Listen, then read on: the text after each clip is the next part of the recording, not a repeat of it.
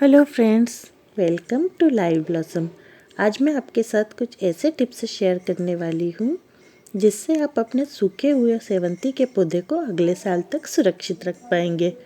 मेरे पास जो गुलदाउदी या सेवंती का पौधा है ये करीब 5 साल पुराना है और इसमें हर साल इसी तरह के फूल खिलते हैं।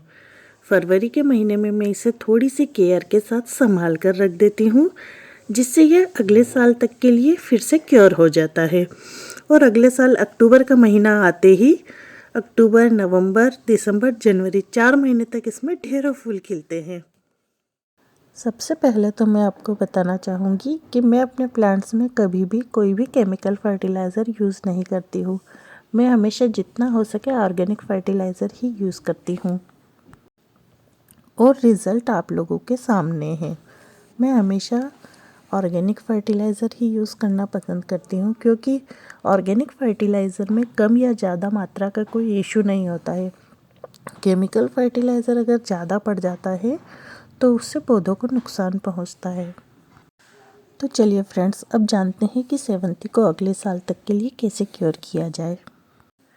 सबसे पहले हमें गुलदाउदी पर लगे हुए सारे सूखे हुए फूलों को निकालना है। इन फूलों को हमें फेंकना नहीं है बल्कि अगले साल के लिए संभाल कर रख देना है। अब गुलदाउदी का पुराना पौधा जो सूख गया है, उस सूखे हुए पौधे की 3 से 4 इंच छोड़कर कटिंग करना है। कटिंग आपको 45 डिग्री एंगल से करना है और उसके सारे सूखे हुए डंडियाँ उससे अलग कर देनी है। उसके बाद में उसकी मिट्टी को अच्छी तरह से साफ़ कर लेना है। गुलदाउदी के पौधे में से कुछ नए पौधे निकलते रहते हैं, उन्हें हमें नहीं काटना है। गुलदाउदी के पौधे में से नए नए प्लांट्स मिट्टी के अंदर से निकलते रहते हैं जिन्हें सकर्स कहते हैं। इन सकर्स को हमें बिल्कुल हाथ नहीं लगाना है, हमें सिर्फ सूखी हुई डंडियों को ही काटना है।